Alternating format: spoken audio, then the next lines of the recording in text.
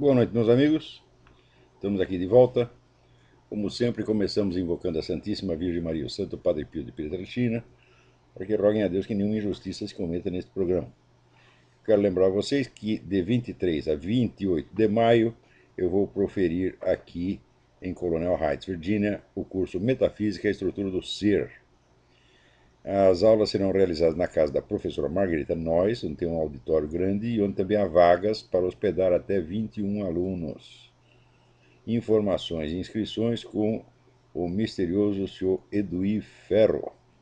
Eduí com y.ferro @uol.com.br ou pelos telefones 041 3527 0987, 041 9974 4443 ou 041 9650 9671. Informações sobre visto americano estão na minha página www.olavodecarvalho.org. Também aqui me aviso que em Curitiba está sendo celebrada a missa tridentina todo domingo às 10 horas na Igreja da Ordem. Todo mundo sabe onde é a Igreja da Ordem em Curitiba. O meu filho Luiz Gonzaga de Carvalho Neto, o Gugu, está realizando no Cenáculo Arquidiocesano de Curitiba o curso Primeiras Leituras de Filosofia, com encontro sempre em quartas-feiras alternadas, das 19 às 22 horas.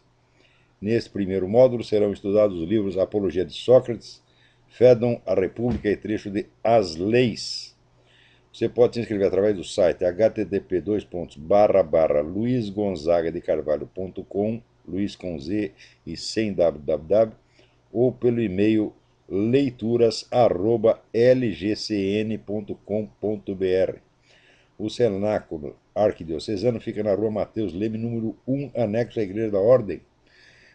Também queria aqui dar um aviso para vocês. O meu outro filho, Davi, que é um artista da marchetaria, uma arte dificílima, ele abriu o site dele www.marchetariabrasil.com.br. Olha, se fosse coisa ruim, podia ser meu filho, minha mãe, meu pai, minha avó, minha tia, que eu não ia recomendar. Mas deem uma olhada lá, vocês vão ver cada coisa espetacular que esse cidadão está fazendo na marchetaria. www.marchetariabrasil.com.br. Muito bem. Então, aconteceu que o negócio da certidão de nascimento do Obama, que tentou abafar com a morte do Osama Bin Laden, piorou. O negócio piorou muito, muito, muito, muito. Atualmente, assim, 50% dos republicanos e pelo menos mais de 50% dos republicanos e aproximadamente os 10% dos democratas, quer dizer, mais de metade do eleitorado, não acredita de maneira alguma na autenticidade desta porcaria que a Casa Branca publicou. A coisa mais espetacular é o seguinte, é uma coisa que foi descoberta pela turma do World Net Daily. Vocês lembram uma certidão falsa do Quênia, dizendo que ele nasceu no Quênia, que apareceu mais de um ano atrás, mais ou menos nessa mesma época do ano? Alguém disse, né, o sujeito disse pelo eBay, que tinha uma certidão do Quênia, etc, etc. E no fim, bom, apareceu a certidão. E logo se verificou que a certidão era falsa, porque a assinatura da declarante, que era a avó, né, do referido, não conferia. Mas acontece que esta certidão falsa tinha uma série de anotações a lápis, com os números, uns X marcados, e tudo isso reaparece igualzinho, igualzinho na certidão que a Casa Branca divulgou. Como é possível? Hã? Quer dizer que o sujeito que fez a falsa certidão do Quênia foi o mesmo que fez a certidão do Obama, que foi publicada pela Casa Branca. Mas a coisa é idêntica, idêntica, idêntica, não tem diferença nenhuma. Né?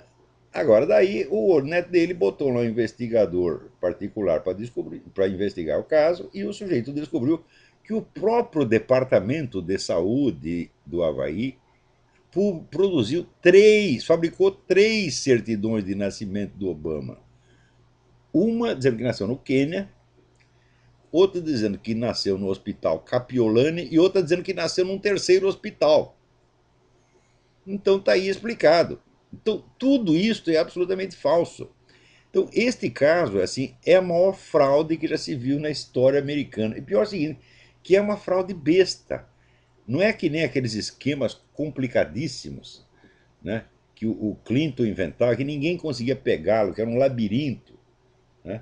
Esta semana, o Robert Barr, que era o investigador que estava que há anos está atrás do, do, do Clinton, né, tentando investigar os crimes do Clinton. O Clinton. A lista de crimes do Clinton é um negócio majestoso, tem até homicídio. Você tem fraudes bilionárias, um negócio espetacular. E o Clinton ele monta tudo isso, ele sempre consegue escapar, ele sempre inventa, né, ele sempre tem um esquema. Ele criou a sua própria rede, a sua própria máfia. Né? Então, os crimes do Clinton são grandes e majestosos. Né? E a rede de subterfúgios é ele mesmo que inventa, ele é um artista. Então, o Robert Barr, ele depois de anos tentando pegar o Clinton com a boca na botija, ele soltou esta frase maravilhosa. Ele disse que pegar o Clinton é como tentar pregar um peido na parede. Você vê que é um negócio metafísico, né? Não dá, né? Então, então isso aí parece a definição do Jorge Luiz Borges, que definia a metafísica como dois cegos, né, num quarto escuro tentando pegar um gato preto que não está lá. Né? Então, o negócio do Clinton é mais ou menos isso. Mas a coisa do Obama é exatamente o contrário. Quer dizer, os crimes são assim, ridículos, pueris, patentes, patentes. E cada vez que o sujeito abre a boca, ele se enrola mais. Então, o Obama ele deve a sua sobrevivência não à sua habilidade. Ele, como criminoso, ele é um bandidinho chinfrim, é um falsário. Mas o cara que falsificou o Social Security, falsificou a certidão de nascimento, falsificou currículo universitário dizendo que tinha diploma de Colômbia, ele nunca teve em Colômbia. Né? Quer dizer, o sujeito chega à presidência com uma história completamente, uma biografia completamente falsa. Quer dizer, é um bandidinho chinfrim, é um bosta, em toda a extensão do termo. Mas, justamente por isso, todo mundo corre para acobertar, porque o vexame é tão grande, tão grande, tão grande, que ninguém quer suportar uma coisa dessa. Quer dizer, os próprios adversários ficam com medo, falam, porra, né? E com que cara nós vamos mostrar isso para o mundo, que nós fomos feitos de trouxa por esse merda. Quer dizer, um bandidinho, né, ladrão de galinha, fez um país inteiro de trouxa, o país mais poderoso do mundo, com 300 milhões de habitantes. Fez todo mundo trouxa. Como é que nós vamos confessar uma coisa dessa? Então, aquele negócio da mulher estuprada, né? Que ela mesma acoberta o estuprador para ela não passar vergonha. Né? Então, eles conseguiram criar esta síndrome. Aliás, eu acho que isso foi planejado, não pelo Barack Obama, mas pela turma lá dos Rockefeller, Soros, essa gente toda, né? Que são os donos dele. Então, eu acho que inventaram, não, vamos fazer assim. Sabe, é a teoria do crime improvável, o crime inverossímil. Né? Você inventa um crime que é absurdo e faz o crime. Ninguém vai acreditar que você fez, porra. É? Então, até eu escrevi um artigo para o Diário do Comércio que eu comparo que o Obama é exatamente o contrário. Não é tentar pegar um peido na parede. É você tentar pregar um prego de verdade na parede, é a força de peidos. Entendeu? Quer dizer, não tá a flatulência que chegue. O pessoal dos Busters está aí peidando faz 3 anos, né? E o negócio não entra, porra. Não entra, não entra, não entra. Né? Você vê, esta semana a advogada Orly Tates foi na televisão e levou lá a prova de que prova assim claríssima e irrefutável de que o Obama falsificou o cartão do Social Security. Fraude securitária é crime federal, quer dizer, o sujeito vai para a cadeia imediatamente, não tem perdão. Então, não apenas ele conseguiu um Social Security de um estado onde ele nunca morou, que é Connecticut, mas entrando no sistema de verificação do Social Security, aparece: este número jamais foi emitido. Hã? Então é claro que o Social Security do Obama é falso. Agora, me diga uma coisa: se ele tivesse uma certidão de nascimento legítima, para que ele ia ter que falsificar um Social Security? Porque para você tirar o Social Security, você tem que levar lá sua certidão de nascimento. E sai na mesma hora, é a coisa mais fácil. Assim, leva assim, 3 minutos, 3 minutos, tá certo? Você vai lá, entrega a sua certidão de nascimento, vai para sua casa, e daí o Social Security chega pelo correio, né? E então, se ele tinha uma certidão de nascimento autêntica quando ele tirou o Social Security, para que ele precisava fazer isso? Pior ainda, depois ia aparecendo coisa atrás de coisa, um negócio assim impressionante. Né? Também saiu no WorldNet. O WorldNet dele está fazendo uma cobertura espetacular desse negócio, graças a duas pessoas. Primeiro, o Jerome Corsi, que já é um homem de idade, né? E que fica viajando, indo atrás dessa coisa faz anos, incansavelmente. E segundo, o Aaron Klein. O Aaron Klein é correspondente do WorldNet dele em Israel, mas ele descobre as coisas que se passam aqui. É impressionante. Né? E daí descobriu que quando o Obama tinha 5 anos de idade, o próprio governo americano duvidou da autenticidade dos documentos dele. Estava pedindo uma extensão de visto para o pai dele, que era o Lolo Soetoro, que estava aí estudando, tinha um visto de estudante. A mulher pediu uma extensão de visto para o marido e daí botou lá os documentos da criança e o próprio governo americano falou: não, não, não, isso aqui não prova nada. No fim, acabaram engolindo o visto, né? Deram o visto para o cara. Também, veja, o governo do Quênia começou a investigar o negócio e não descobriu nada, mas disse: olha, não achamos registro de papel nenhum, mas o papel pode ter sumido. Tem indício de que a coisa sumiu. Quer dizer, ninguém sabe mais o que fazer com esse sujeito, pô. Então, agora, o certo é o seguinte: isso não vai ficar assim. Porque essas coisas que eu estou contando para vocês, a Orly Tate foi lá no nono circuito de apelações e contou tudo, levou um monte de documento e os 3 juízes, que são os mais esquerdistas do país, ouviram tudo quietinho, né? E daí foram para casa pensar: agora como é que nós vamos sair dessa? Como é que vamos nos livrar dessa mulher? E veja, a Orly Tate estava mostrando a fraude do Social Security na televisão, o entrevistador tapou a boca dela, quer dizer, a mulher leva uma prova inequívoca. E ele responde: a senhora é louca, isso é teoria da conspiração? Pá, pá, pá. O que é isso? Quer dizer, a mera opinião vale mais do que um documento, que a prova? Né? É a coisa de um cinismo. Então você vê que não se trata apenas de um viés, de um preconceito. Não, é uma coisa deliberada, dizendo: nós não vamos deixar que os fatos sejam divulgados. É um compromisso assim sagrado. Os caras têm um compromisso, um juramento de vida e morte. Fatos não, né? É o jornalismo. O pessoal pensa que jornalista gosta de notícia. Não, o jornalista odeia notícia. Nós não queremos notícia. Pelo amor de Deus, nós só queremos falar de besteira. Nós queremos, assim, publicar receita de bolo, né? O novo formato dos biquíni, né? A intriga, porque é um casal, intriga de casalzinho gay. Queremos falar da filha da Sarah Palin, né? E é o chamado estado espetáculo, quer dizer, panis et circenses, né? Pão e circo para fazer todo mundo de idiota. Né? Antigamente a gente usava essas figuras de linguagem porque de vez em quando a sociedade assumia esse aspecto, mas não, agora é permanente, né? Sério e é estrutural, estrutural. Não tem mais jeito, quer dizer, a mídia internacional se transformou numa organização criminosa.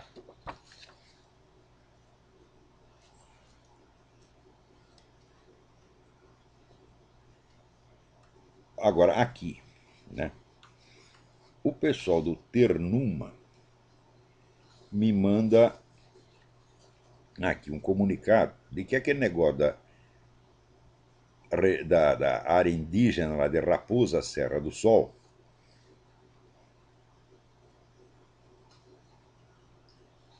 né, aquilo causou um prejuízo monstro para milhares de brasileiros que estavam lá trabalhando.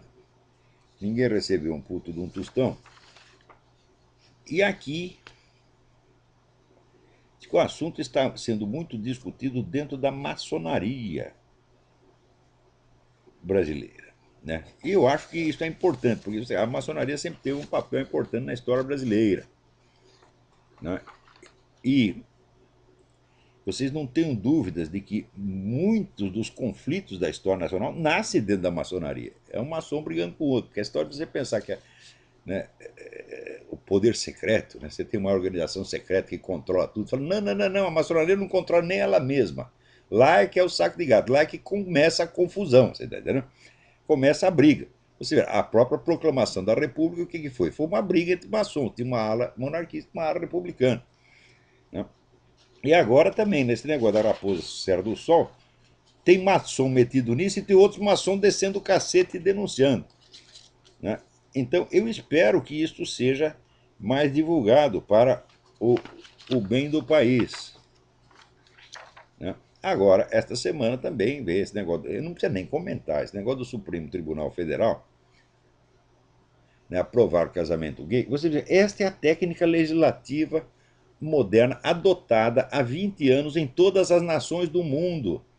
Não se legisla mais, você passa à margem do processo legislativo, porque o processo legislativo está sob algum controle da população, ainda que um controle tênue, vago e remoto, que de 4 em 4 anos você vai lá e vota nos desgraçados, pelo menos tem algum controle. Mas decretos administrativos, portarias ministeriais e decisões de tribunais não estão ao alcance da população. A população não pode fazer nada. Então, muito melhor do que você baixar uma lei é você soltar uma portaria, você soltar um decreto ministerial, você soltar uma sentença judicial e daí você impõe para a população tudo o que você quer contra a vontade explícita da população.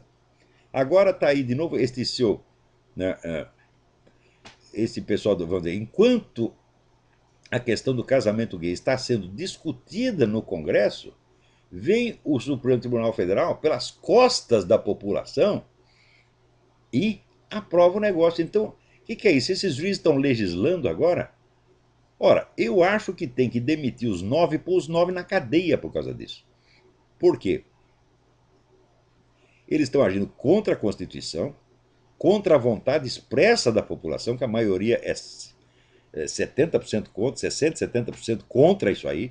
Tá certo? E eles não têm autoridade nenhuma para legislar. Você vira juiz, não inventa lei, meu Deus do céu. O juiz não pode tornar permitido o que é proibido e nem proibido o que é permitido pela lei. Então o que estão fazendo esses 9 vagabundos? Olha aqui, de hoje eu faço um juramento para vocês. Eu nunca mais vou respeitar nem acatar nenhuma decisão deste puteiro chamado STF, que isso aí é escritório de advocacia do PT.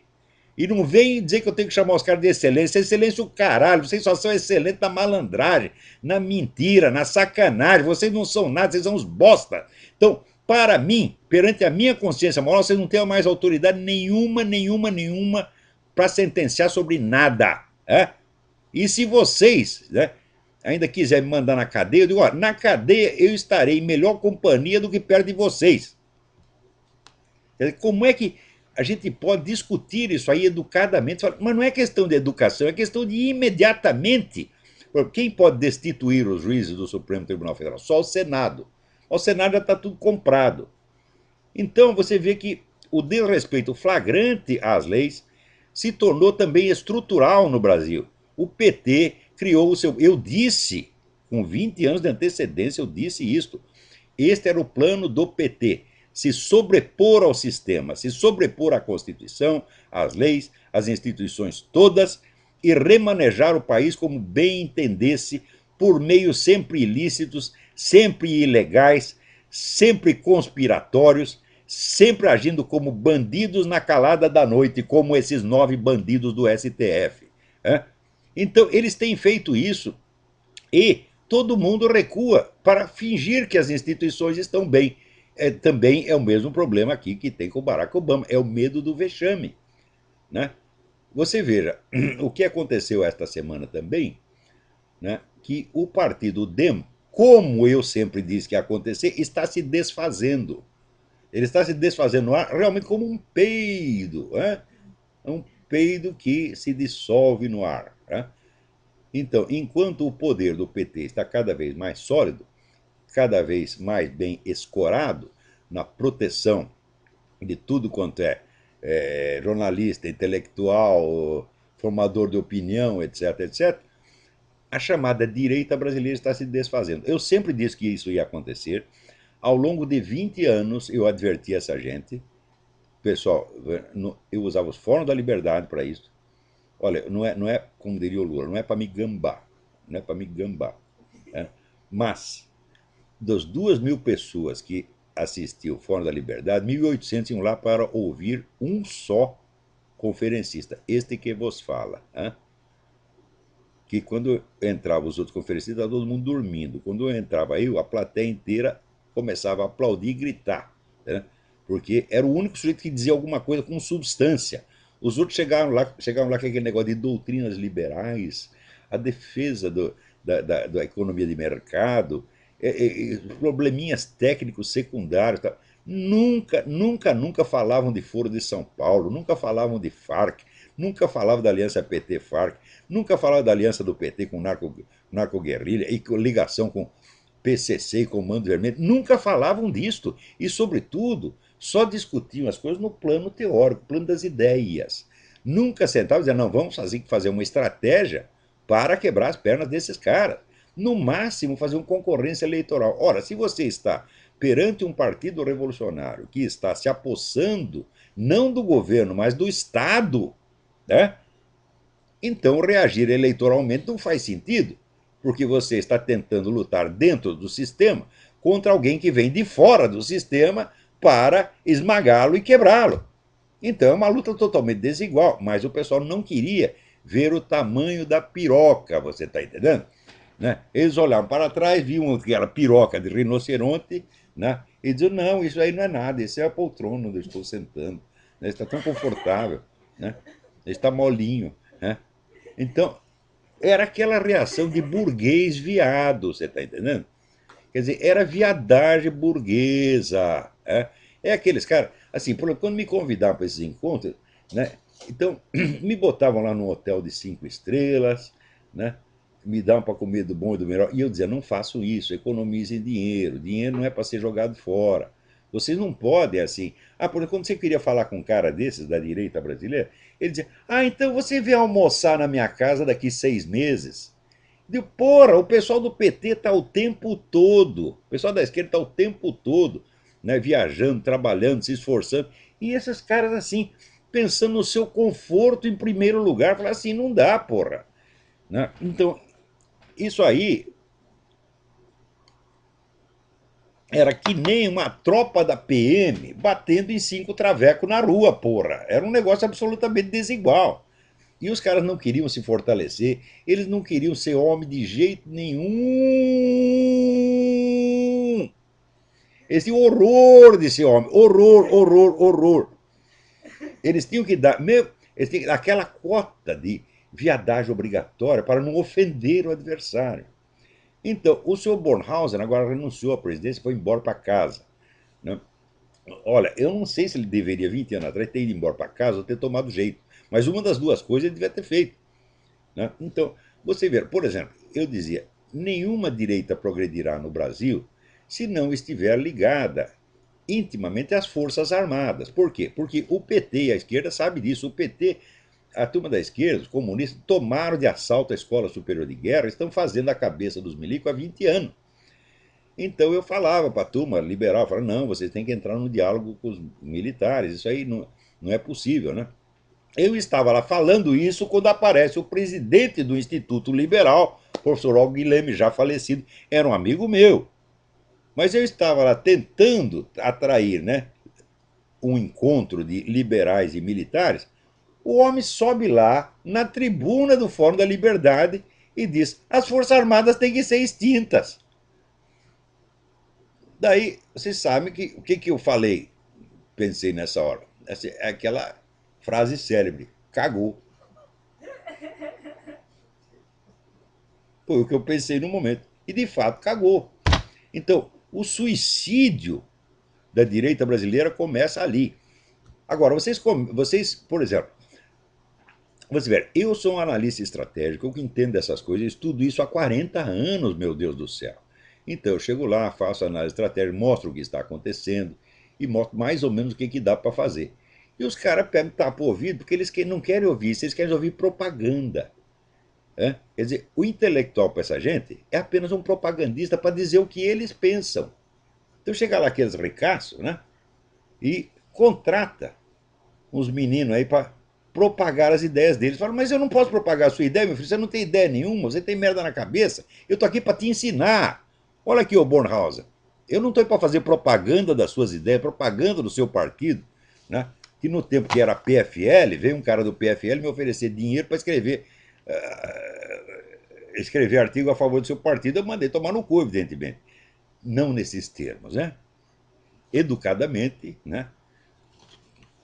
Eu mandei, né, que ele introduzisse algo no seu orifício retrofuricular, como dizia o Agamenon Mendes Pedreiro, o maior pensador que o Brasil já teve, né? Era o único colunista sério que tinha no Globo, né? Então, quer dizer, vocês querem meninos que escrevam coisas, escrevam escritos de propaganda para vocês. Agora, a esquerda, meu filho, sempre tratou os intelectuais com outra. Entendeu que intelectual é para analisar a situação, é para fazer análise estratégica, para fazer análise de conjuntura toda semana. É?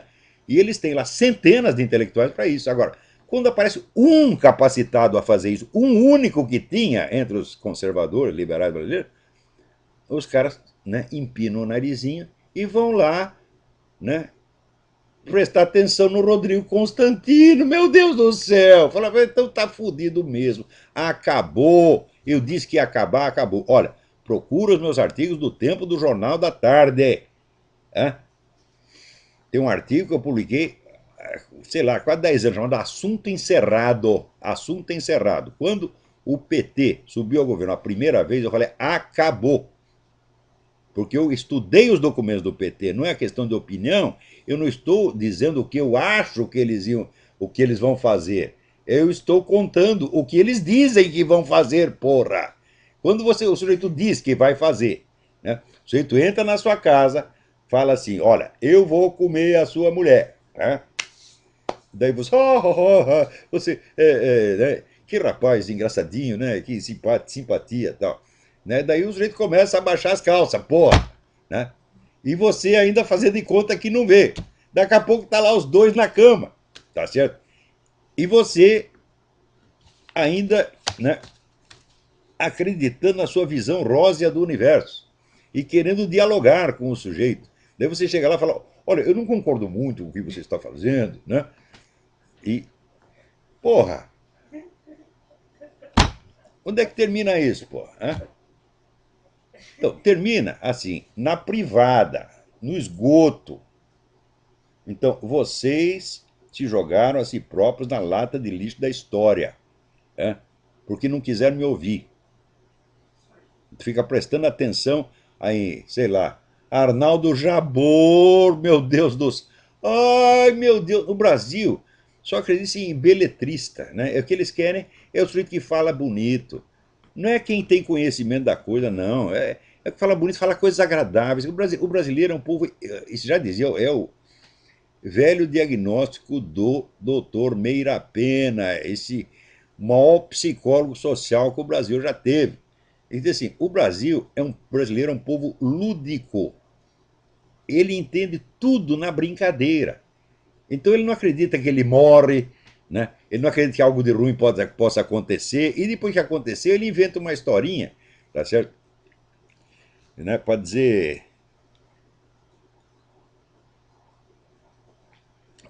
Para aliviar, né, retroativamente a situação. Então, quer dizer, vocês estão obtendo o que vocês pediram. Então você verá, chegou a situação em que esse promotor do Rio Grande do Sul, né, que entrou lá com o processo contra o Lula, informando as pessoas, olha, se a gente não conseguir pegar o Lula, também não pega o Zé Dirceu. Quer dizer, no caso do Zé Dirceu já está aprovado. Né? E agora você tem todas as provas de que o Lula era o chefe do mensalão, como dizia o Ivo Patara no livro O Chefe, porra. Hein? Agora, todo mundo querendo enfeitar, dizendo, não, não pode ser. Eu lembro que uma vez no clube militar, me aparece um sujeito lá dizendo assim: não, o Lula mudou, o Lula está até ficando bonito. Né? Era um homem de 70 anos. Né? O que é isso? Eu falei, mas já passou o tempo de viadagem, meu filho. Viadagem é para moleque. Ele está lá com 15 anos de idade, né? Se tranca com os outros lá no banheiro e faz lá as suas putarias. Mas você aos 70 anos, porra! O que é isto, meu Deus do céu? Vamos parar de frescura. Né? Então ninguém quer ver. E daí aparece o Zé Dirceu dizendo que ele admite ser presidente da República. Você vê, mas quanta bondade, Zé Dirceu, mas a sua generosidade é uma coisa assim que me comove. Quer dizer que você faria esse sacrifício de ser presidente do Brasil. Puta vida, né? Agora, eu já disse 1000 vezes, o Zé Dirceu, ele diz para as pessoas que ele é ex-agente secreto cubano. O que é ex-agente secreto cubano? Você já viu alguém sair do serviço secreto cubano que não seja num caixão? Hã? Então, vamos fazer a campanha, assim como fizeram aqui a campanha, cadê a certidão de nascimento? Nós temos no Brasil fazer. Zé Dirceu, cadê a certidão de baixa do Serviço Secreto Militar Cubano? Cadê? É? Porque Serviço Secreto Militar. Você não sai da instituição militar dizendo, ah, tchau, vou para casa. Não, você tem que dar baixa, porra. Então cadê? Não, Zé Dirceu não é ex-agente secreto cubano, ele é agente do Serviço Secreto Militar Cubano agora. E como tal, ele foi lá, né, presidiu um partido, foi no Congresso e ficava roubando enquanto acusava os outros. O Zé Dirceu foi o maior acusador, o maior denunciador de corrupção da história brasileira. Durante aquelas CPIs do ano 93, ele brilhava lá acusando os outros de tudo quanto é coisa, era o mais violento. Ele e o Aloysio Mercadante. Né? Aliás, uma vez eu estava contando lá no Escola de Estado Maior do Exército, eu estava lá contando em que circunstâncias eu conhecera o Aloysio Mercadante. Conheci o Aloysio Mercadante na casa do meu falecido amigo Zé Carlos Graça Wagner. E o Zé Carlos Graça Wagner tinha lá, né, um hotel fazenda. E apareceu o Aloysio Mercadante querendo alugar o hotel fazenda inteira para ele fazer um rally. Quer dizer, ele sempre tem mania de velocidade, ele não se contentou de matar o amigo dele, o Travasso, num acidente, estava lá 180 km por hora, bateu no outro carro e pronto, morreu o amigo dele. E decorreu os 30 anos, ele ainda não tinha aprendido nada. Estava lá querendo alugar um hotel fazenda inteiro, tá certo? Torrar dinheiro à toa para fazer um rally, para se divertir com o brinquedo mortal. Então eu olhei aquilo e falei, mas isso aí é um moleque, é um total irresponsável. Ele tem 6 anos de idade mental. Esse cara não pode ser deputado nem senador de porra nenhuma. Tá certo? Eu não daria um posto de gasolina para um sujeito desse tomar conta. Daí eu estava contando essa história no Escola de Comando de Estado Maior e levanta lá um coronel que era, por coincidência, irmão do Aloysio Mercadante. E disse, o senhor está dizendo que o meu irmão é corrupto? Eu digo, não, só estou dizendo que ele é um moleque irresponsável. Ah, professor, sei que eu e o coronel quase nos pegamos, os caras tiveram que segurar nós lá na escola comum. Foi um vexame federal. Né? A gente ganha pouco, mas se diverte, né? Sabe, lá seria um prazer dar umas porradas no coronel dentro da escola de comando do Estado-Maior. Eu iria pra cadeia, mas os caras não deixaram ele segurar nós. Alô, tem alguém na linha aí? Quem é? Epa, é um mudinho. Peraí, tem mais gente aí. Olavo? Eu? Aqui tá falando o Otávio, de Itajubá, Minas Gerais. Otávio, tudo bem? Bem, Olavo, queria saber sobre o Michael Moore, aquele cineasta. Eu queria saber se ele trabalha para a nova ordem mundial. Mas não tem a menor dúvida. Não tem a menor dúvida. Ele e Jorge Soros são carne e unha. É um negócio impressionante. Tudo que não presta. Olha, a merda atrai a merda na razão direta das massas e na razão inversa do quadrado das distâncias. Isso quem descobriu foi Isaac Newton. Né? E até hoje, isso continua sendo provado. Está aí mais um exemplo. Ele está engajadíssimo nesse negócio da campanha do desarmamento aí, nessa coisa aí, né? Você vê que ele é... Pois é, esse negócio de desarmamento, todo mundo sabe que isso é uma fraude. Esta semana veio mais aquele cérebro, né, esplendoroso que é o Dr. Cristóvão Buarque, propondo uma lei do desarmamento, proíbe totalmente a venda de armas em todo o território nacional. Né? Escuta, mas alguma vez o pessoal do PCC, do Comando Vermelho, das Farc, precisou comprar arma em loja? Porra, o que é isto? Está mais que provado que a quase totalidade dos crimes são feitos com armas ilegais. Não dá nem para você fazer crime com arma legal, por quê?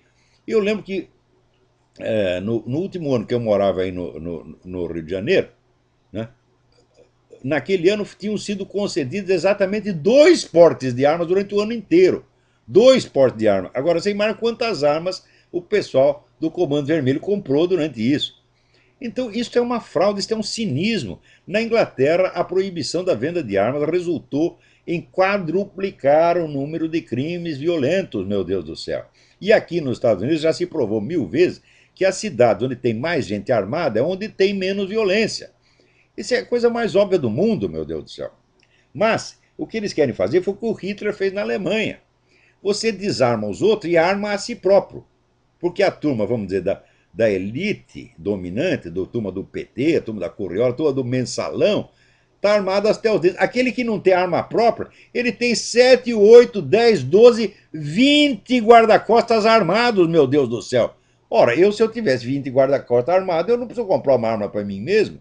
Eles não compram armas, eles compram pessoas armadas. Então, inclusive o seu Cristóvão Buarque. Então, o seu Cristóvão Buarque, o senhor já foi ministro, já foi não sei o quê, sempre teve segurança armada. Então, o seu lema, seu Cristóvão Buarque, é aquele, eu lembro o livro do Sérgio Brito, o ator Sérgio Brito, ele escreveu um livro que se chamava No Palco dos Outros. E o pessoal ria e dizia que o verdadeiro título era Pau no Cu dos Outros. Então, este, né, é, vamos dizer, o livro de memórias do Dr. Cristóvão Buarque, Pau no Cu dos Outros.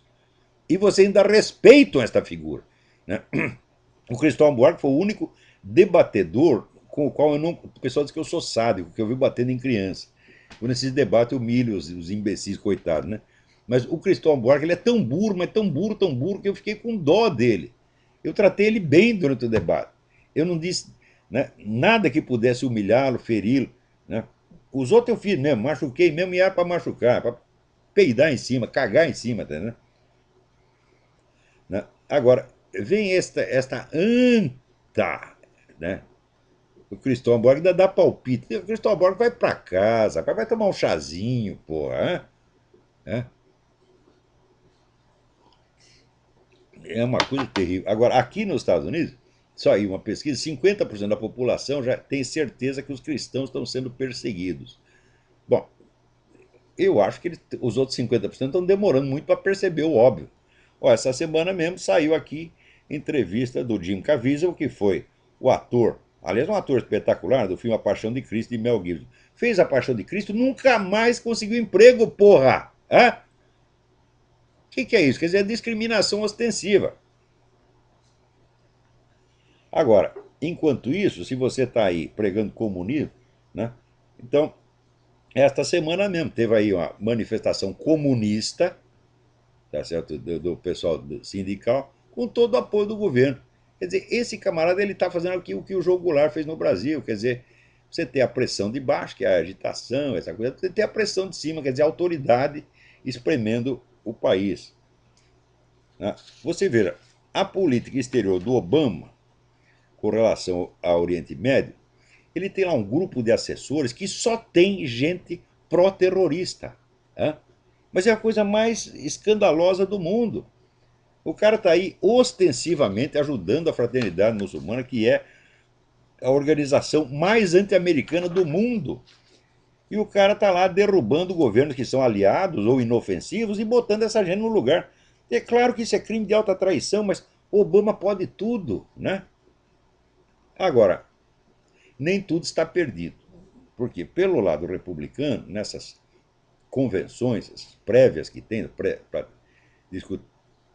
para avaliar os pré-candidatos, né,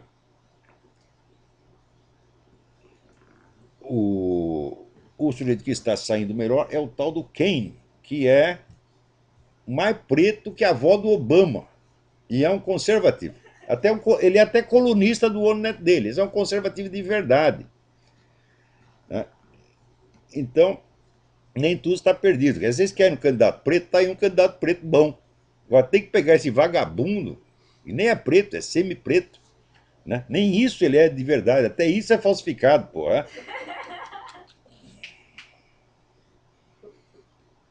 Alô, quem é? Alô, Lavo? Sim, Alô, Lavo? eu. Mano, Quem está falando? Olavo, é Vinícius de Belo Horizonte, Vinícius, tudo bem? tudo jóia. Olavo, antes de mais nada, eu queria agradecer você pelo seu trabalho, que é inspirador. Obrigado, obrigado. Eu queria fazer um comentário, e depois eu vou te fazer uma pergunta. O meu comentário é, antes de mais nada, eu queria chamar os seus ouvintes todos para se mobilizarem individualmente, possível coletivamente, para que a gente faça alguma coisa em relação a essa tomada que os comunistas fizeram do nosso governo. Em relação muito interessante um texto, né, uma entidade que na internet, que é a Freedom Post International, que ela tem um lema que é muito interessante, que é não brigue contra a prefeitura, né? Seja a prefeitura. Mas é isso eu também acho. Fica chorando não adianta. Você vai ter que ir lá e tomar o lugar do filho da puta, é? Agora, acontece o seguinte, que se Para o governo do nosso país, porque eles fizeram exatamente isso. eles tomaram tudo, o legislativo está comprado, o STF é escritório da advocacia do PT, então acabou, não tem mais ordem jurídica, não tem mais nada, não tem uma Constituição. Então aí é o momento da Força Armada intervir, por quê? Forças Armadas são, pela Constituição, eles são os guardiões da Constituição. Eles têm a obrigação, tá certo, de defender a Constituição. O que estão fazendo? Estão lá puxando o saco e dando condecoração para tudo quanto é terrorista, filha da puta. Né? Então, perderam a vergonha. Então, meu filho, acabou. Porque sem apoio de Forças Armadas, eles não vão fazer nada. Nada, nada, nada, nada. Quer dizer, o destino do Brasil está selado. A fala tem que tomar atitude também, Olavo, e fazer a sua parte de levantar a cabeça, de sair do. Ainda pode-se tentar alguma coisa, Fazer alguma coisa. pode-se tentar alguma coisa por via judicial. Por exemplo, eu sempre disse, esse pessoal que espalha mentira contra as Forças Armadas, né, tinha que ser processado um por um.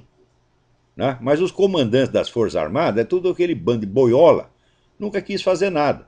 Tá certo? Então, agora, vamos dizer, vão fazer o que fizeram na Argentina. Vão prender todos os generais nonagenários e vocês vão tudo ficar quietos, como sempre ficaram. Agora, por via judicial, ainda é possível fazer alguma coisa. Se você descobrir juízes honestos, você vai atrás, né, ajunta as pessoas, faz. Por exemplo, tem que ter uma comissão de pelo menos 100 advogados, estudando todos esses crimes e promovendo a perseguição judicial de cada um, meu Deus do céu. Esse negócio da aliança PT-FARC está mais do que provada. O Lula presidiu a Assembleia do Foro de São Paulo junto com o Manuel Marulanda do lado ali. E um disse, nós não temos nada a ver um com o outro. E o que é isso, porra? Quer dizer, como é que o partido governante se alia com organização criminosa? Que, por sua vez, está aliada com organizações criminosas locais, como o PCC, Comando Vermelho, e ninguém toma providência.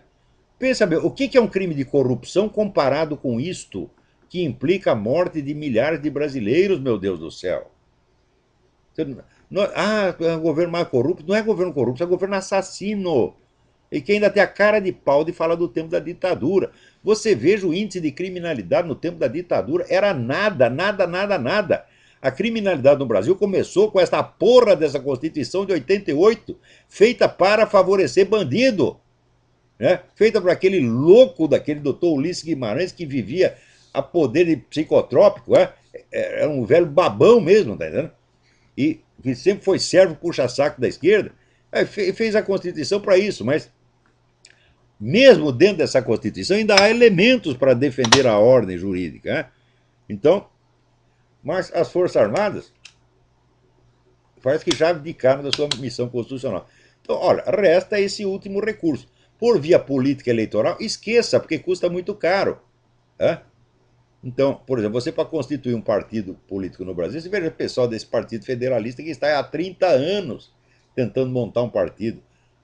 Olha, as pessoas no Brasil são muito teóricas, eles vivem muito no mundo das ideias, são tudo platônico, tá entendendo? Então tem, vamos montar um partido político, então aparece o jeito, tem aqui um projeto de constituição. Eu digo, meu Deus do céu, a política não são ideias, meu Deus do céu, a política é disputa de poder pessoa a pessoa. Vocês não têm que destruir ideias, você tem que destruir carreiras, reputações, cargos, tem que tirar pessoas de cargos, e isso é fundamental. Né? Então, o único jeito de fazer isso é por via judicial, já que as Forças Armadas abdicaram mesmo. Ok, tá certo, Léo. Deixa eu fazer uma pergunta para você. O seguinte, eu queria fazer. Teve um programa seu anterior que você falou sobre se a gente quisesse tipo, fazer alguma coisa em relação ao imposto de renda. Eu queria mais informação a isso, se você pudesse.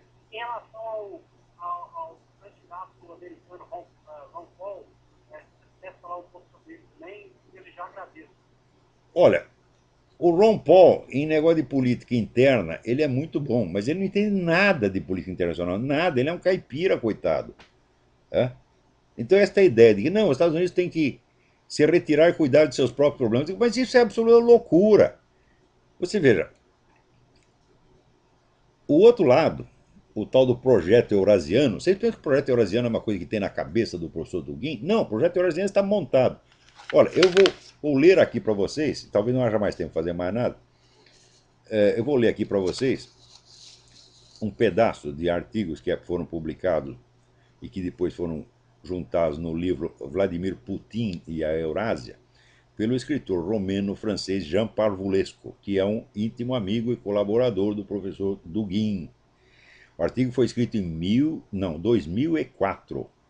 Ele diz: o verdadeiro centro de gravidade da atual política planetária no seu conjunto se encontra, na realidade, na Europa e concerne aos atuais esforços de integração imperial europeia em torno do polo franco-alemão e de suas relações com a nova Rússia de Vladimir Putin. É o projeto ainda relativamente confidencial em curso de realização do eixo transcontinental Paris-Berlim-Moscou. A atual grande política europeia é uma política fundamentalmente conspirativa, porque todo o conjunto de suas opções operativas maiores se passa na sombra, protegido por dispositivos especiais de despistamento estratégico e desinformação, visando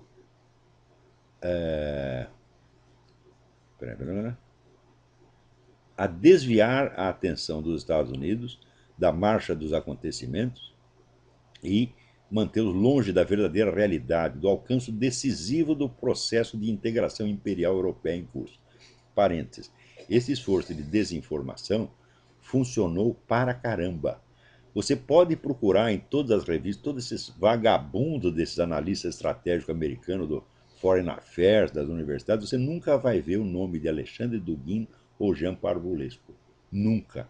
Eles não estão sabendo de nada e não querem saber. Eles querem continuar afagando, né, a Rússia, a Alemanha, a França, como se fossem aliados. Né? De maneira a que a realidade revolucionária imperial europeia não arrisque passar por uma provocação abrupta aos Estados Unidos.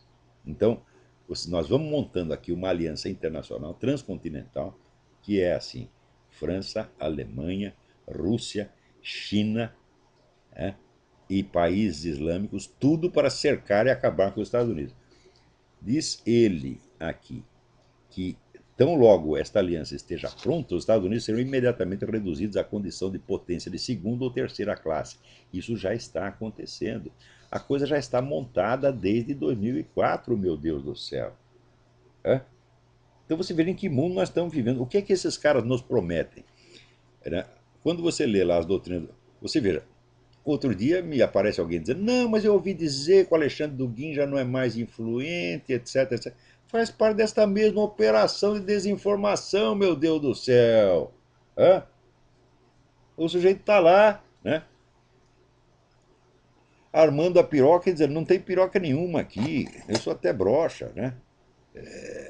É um negócio terrível, porra. Então, o professor Dugin está no centro dos acontecimentos. Este plano eurasiano, ele já existe. O plano eurasiano foi formalmente acabado em 1921, mas inspirado em fontes que vinham desde muito antes, né? E que começam, não é só na esfera da geopolítica, com Haushofer e outros, começa com Madame Blavatsky. Né? Madame Blavatsky era uma agente russa encarregada de fomentar o esquema eurasiano. Né? Então, eurasiano significa Europa e Ásia, tudo junto contra os Estados Unidos. E os americanos pensando que não está acontecendo nada. Estão lá fomentando, né, revoluções anti-americanas na Líbia, no Afeganistão, na casa do caralho, porra. Então, numa hora dessas, quem você tem na presidência dos Estados Unidos? Um traidor, um servo da Aliança Eurasiana, um servo secreto da Aliança Eurasiana. E o que a Aliança Eurasiana nos promete? Sim, eles dizem claramente: o Ocidente é o liberalismo e a democracia. Nós somos a autoridade, a hierarquia. Né? Então, é assim, eles prometem claramente uma ditadura mundial. Eles dizem: nós somos a favor da ditadura. Então, todo esse negócio eurasiano é, como disse o Jeffrey Nyquist, é o bolchevismo de direita. Né? E está aí montado, já está funcionando, né? E ninguém quer prestar atenção. Então esses caras, vamos dizer, todo esse pessoal conservador, liberal, etc., eles estão fazendo que nem o Bornhausen. Né? Quer dizer, o pessoal está lá cercando a casa deles para assaltar, e eles estão lá dentro fazendo festinha, né? E se afagando uns aos outros e assim por diante. Então, diz aqui o Jean Parvulesco, por um tempo ainda, né, o eixo Paris-Berlim-Moscou representa a nossa batalha decisiva. Por um certo tempo ainda, a grande política europeia continental deverá, portanto, ser conduzida como uma política de duas identidades, uma falsa política visível e uma realidade revolucionária em ação invisível. Então, você vê, este Jean Pavlesco, ele é tão entusiasmado com esse negócio, e ele não esconde que a sua admiração pelo Vladimir Putin chega ao nível da idolatria, porque ele diz o seguinte: quem vai conduzir todo esse processo da formação do grande eixo euroasiático é a Rússia, é a Santa Rússia. Né? Então diz aí que ele vê no Vladimir Putin não só um de Gaulle russo, mas, atenção, palavras dele, simbólica e inconscientemente, é como uma representação terrestre do Cristo Pantocrator, com seus exércitos como o sol de justiça, sol de justícia. Hã? Quer dizer que, vocês sabiam disso? Vladimir Putin é Jesus Cristo. Né? Exercendo aqui o que ele diz que é um desígnio secreto do imperador. Não o imperador de Viena, mas o imperador dos céus. Então, isso aí é evidentemente, com toda evidência, o governo do anticristo que vai enganar todo mundo. Isso aí é ainda a Rússia expandindo pelo mundo os seus erros, como anunciado na profecia de Fátima. É esse falso cristianismo. Hã? Quer dizer, você acredita que Vladimir Dugin é cristão? Como é que o cara pode ser cristão e pós-moderno ao mesmo tempo? Hã? Então,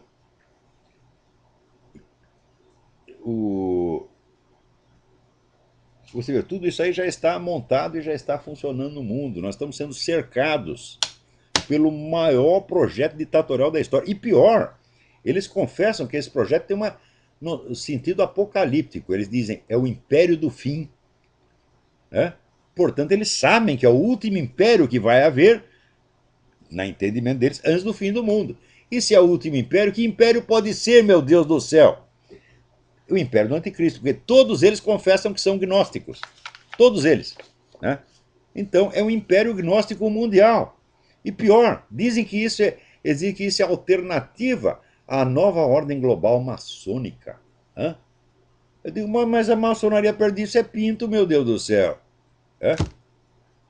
Então, olha aí, vocês já estão avisados, né? Lá vem aí uma fumeta celeste, né? Cuidado.